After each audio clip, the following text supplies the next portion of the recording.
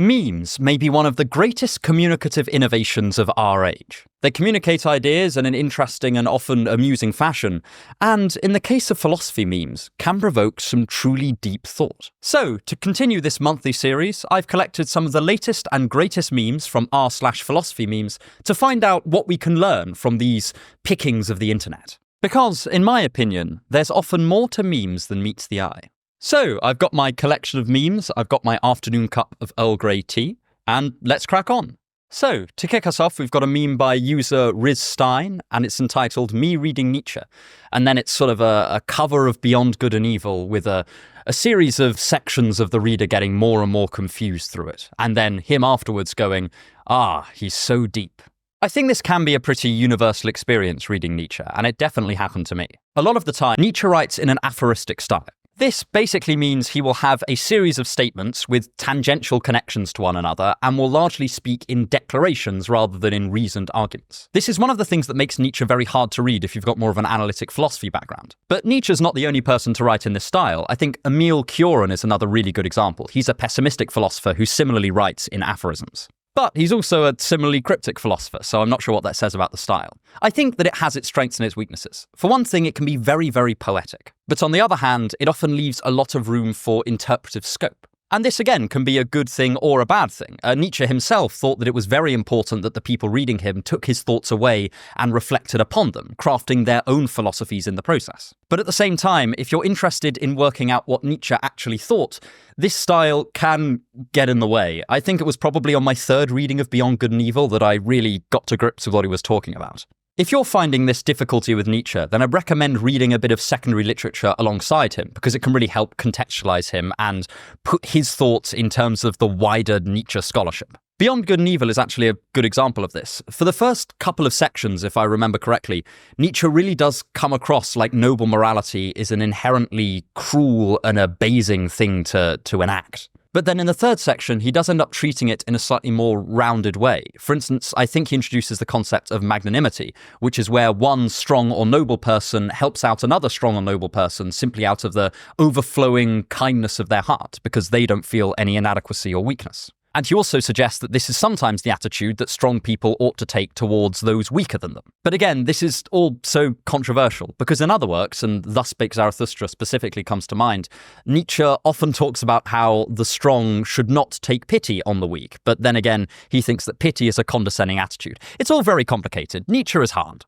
Every time I write a video on Nietzsche, I'm always doing this balancing act between trying to hone in on a single aspect of his philosophy and then also trying to recognize that it all locks together into this really fascinating, hypnotic, but terribly confusing puzzle. Not that this should put you off reading Nietzsche. I think he's really good fun.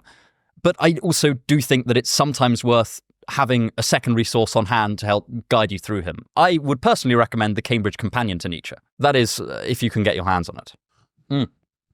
I also think this meme speaks to an experience that a lot of people, myself included, have after reading some of the more difficult to pass philosophers like Nietzsche or Heidegger or Hegel, where I will occasionally get to the end of a work by one of them and think, that was really cool.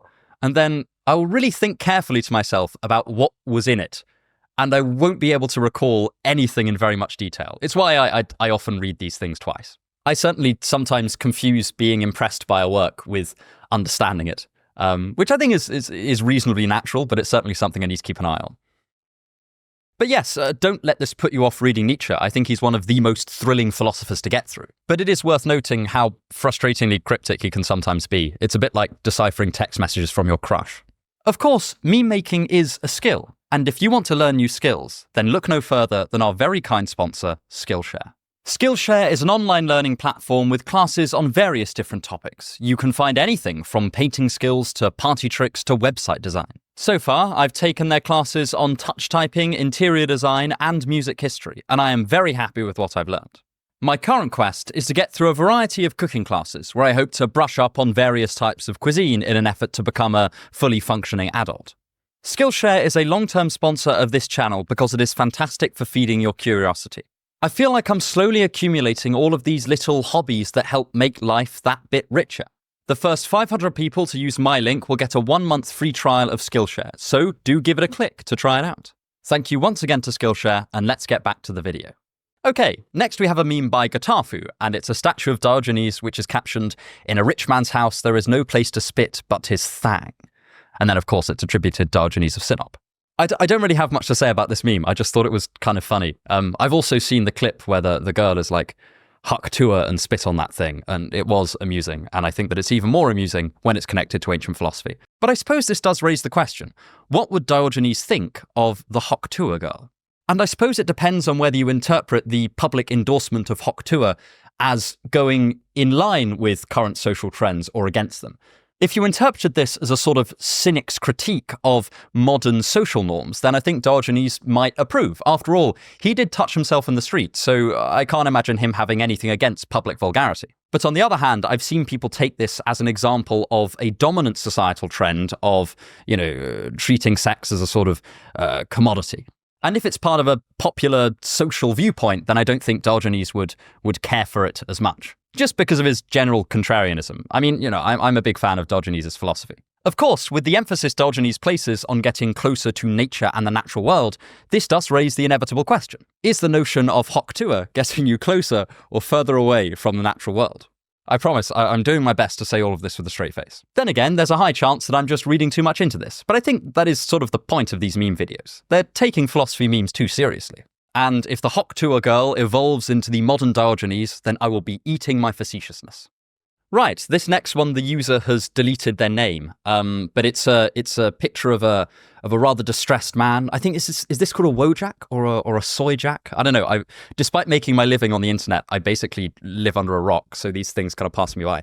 But anyway, it's captioned, "You believe in something? You're effing stupid. I'm a cynical nihilist who doesn't hold a coherent belief about anything, so everyone knows I'm smart and above it all. Everyone is dumb and we're all fucked.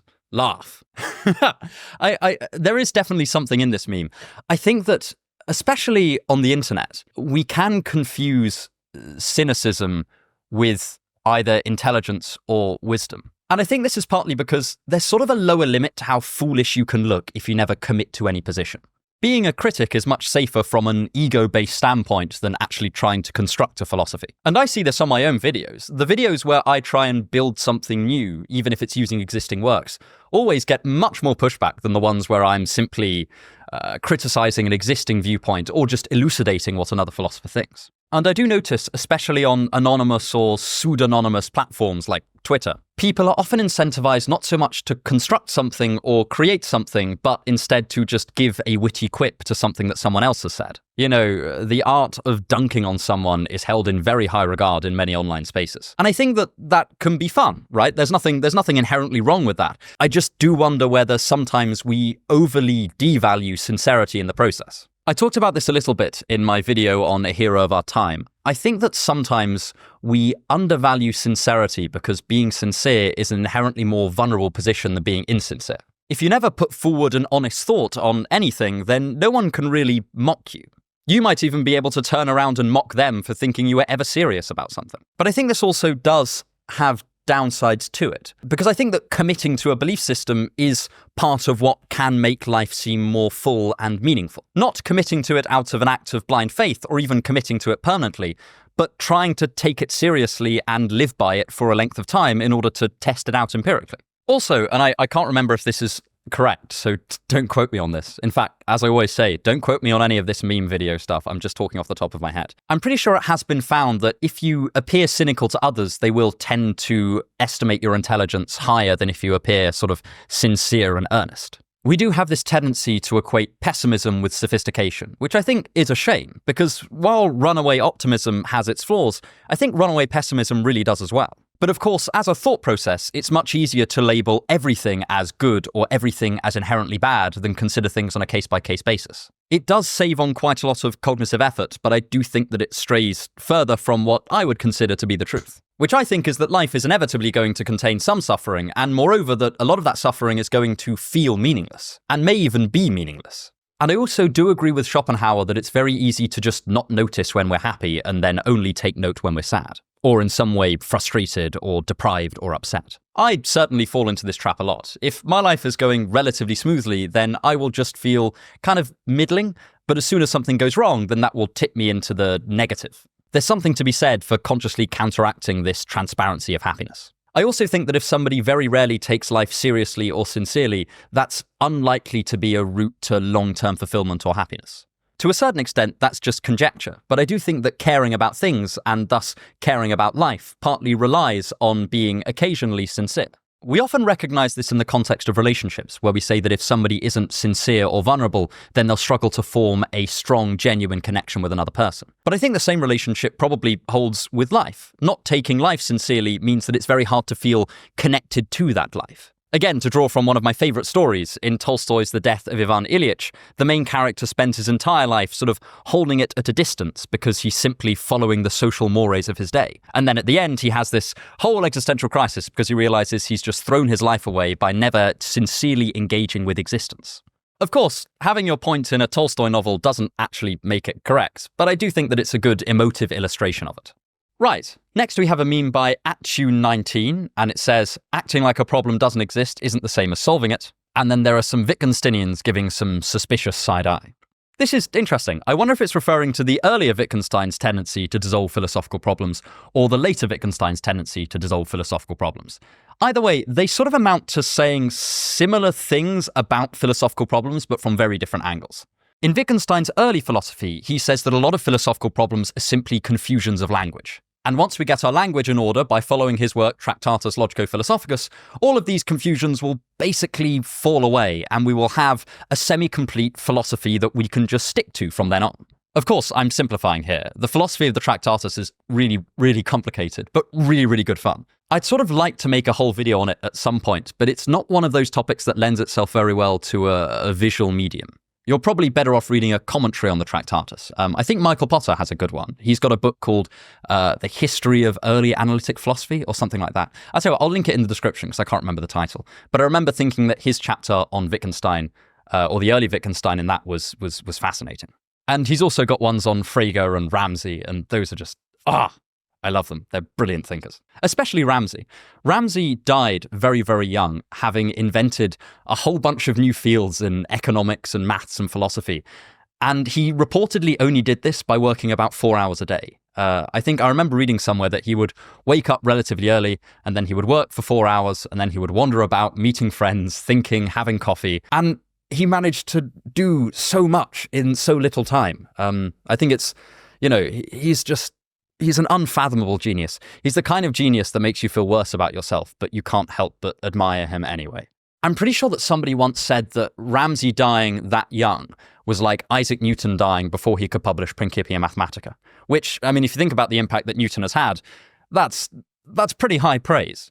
But anyway, back to Wittgenstein. The later Wittgenstein also seemed to hold that certain philosophical problems were to do with confusions of language, but from a very different perspective as the early one. Whereas the earlier one was sort of a logical atomist, the later one was much more interested in the notion of language games, which you may have heard of. Again, I don't have time to go into it now. I go into it in a little bit more detail in my video on Harry Frankfurt's On Bullshit, if you want to watch that. But essentially, it's more of a functional analysis of language. It's more interested in what people are doing with their words than the logical structures or the propositions that make them up. I think one of the reasons why Wittgenstein is so famous in the history of philosophy is because he sort of revolutionized the field twice. First, his Tractatus spawned a school of philosophy that lasted like 2 decades, and he wrote quite a lot of it in the trenches during World War I, which is so impressive when you think about it. And then later, his posthumously published notebooks, like Philosophical Investigations, spawned a whole new field of philosophy, and a whole new approach to really doing philosophy, and even really spilled into linguistics. There aren't many modern philosophers that can claim to have done something like that. He also reportedly wasn't great with social skills or social boundaries, and was very bad-tempered. Bertrand Russell used to say that he would show up at his office, sort of enter without really being announced, and then just pace up and down without speaking to Russell at all. And then Russell would say, "What are you thinking about, your soul or logic?" And Wittgenstein would say, "Both."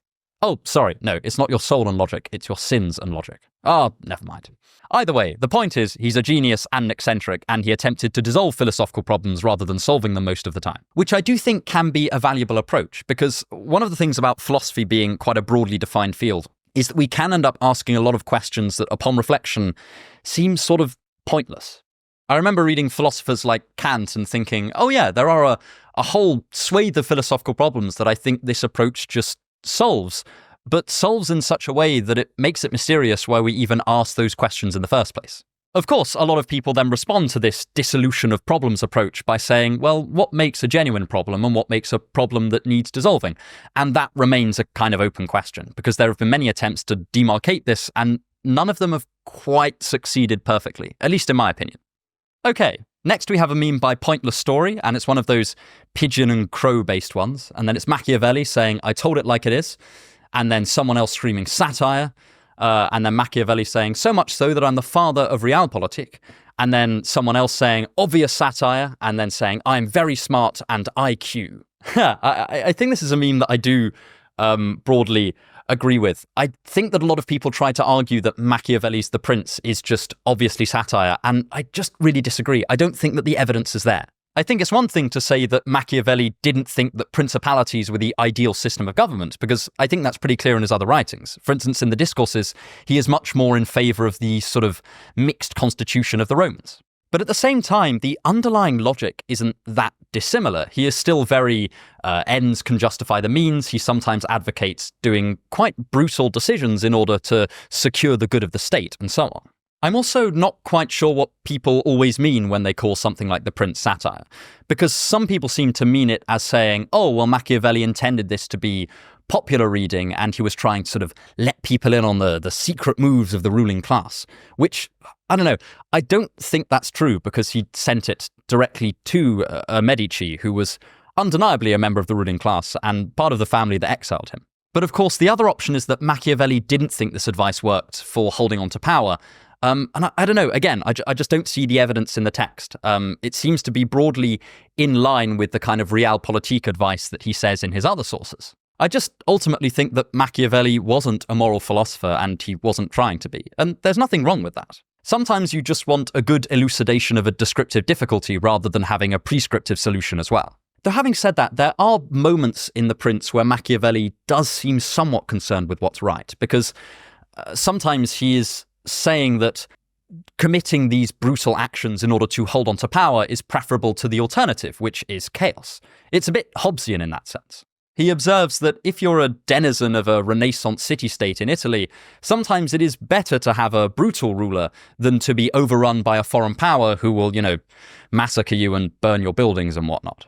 But when Machiavelli says things like that in The Prince, I do think it's still a deviation from the norm. He does seem to be largely concerned with what is and not what he thinks ought to be. I also think this is one of those opinions that's very tempting to hold because it just sounds really clever. Like, when somebody brings up The Prince, you can then say, oh, well, did you know? That's satire. So I guess it's a shame that I don't think it's true, because I would love to have that in my sort of fun trivia facts to tell people. Right, our next meme is by Existential, and it's entitled, I'm tired of this debate already, stop trying to prove the existence of God. And it's the kind of midwit meme, I think it's called, with the person on the left-hand side who's meant to be less intelligent saying, you can't prove God exists. And then the person in the middle saying, but science and the Bible. And then the person who's meant to be very intelligent saying, you can't prove God exists. Not to give a kind of philosophical cop-out response here, but I think this sort of depends on what you mean by prove. I think I'm broadly in agreement that someone couldn't prove, in the sense of logical prove, that God exists. I don't think you could start with very uncontroversial premises and then have a series of uncontroversial reasoning steps in like first-order logic and then get to the conclusion that God exists. Though, then again, I would say that. I'm an atheist. Someone like St. Thomas Aquinas did think that you could prove with certainty that God exists. That's what his 5 ways were. They were meant to be proofs. But those arguments rely on you already having quite a lot of heavyweight metaphysical premises to work with. And Aquinas is using an Aristotelian model of the metaphysical universe that most people today probably wouldn't agree with, myself included. But then again, the person in the middle is talking about science and the Bible, so I don't think they're talking about certain proofs. I think they seem to be more talking about the idea of evidence. And I do think there could be evidence for God's existence. I don't see any reason why, in principle, there couldn't be. I just don't think there's enough evidence to convince me that he exists. Looking through the arguments like the cosmological argument, the teleological argument, the fine-tuning argument, I just haven't found one that's yet convinced me that God exists. I think the one that's given me the most pause for thought are sort of transcendental arguments for God's existence, which argue that in order to have certain things, like reasoning is a classic one, like in order to have logical reasoning, you must be presupposing the existence of God. And I'm not convinced by it, but I think that it's a cracking argument. It's absolutely fascinating.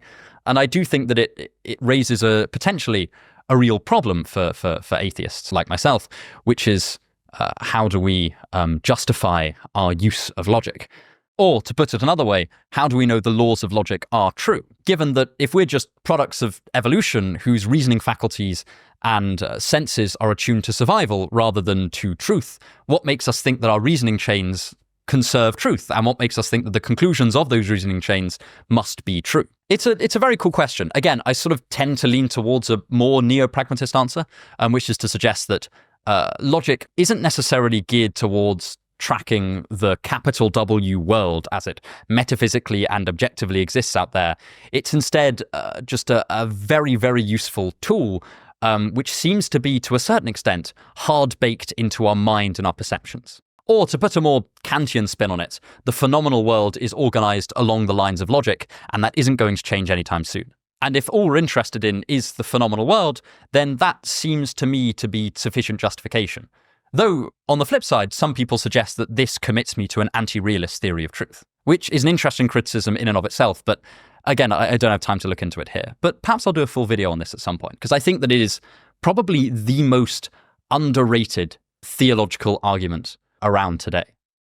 Okay, next we have a meme by Letters Smash, or Letters Mash, I suppose, and it's a picture of a cat, and it says, POV, you look back at the notes you've written in your philosophy journal thinking you cooked, but now you realize it's the most obvious shit in all of existence.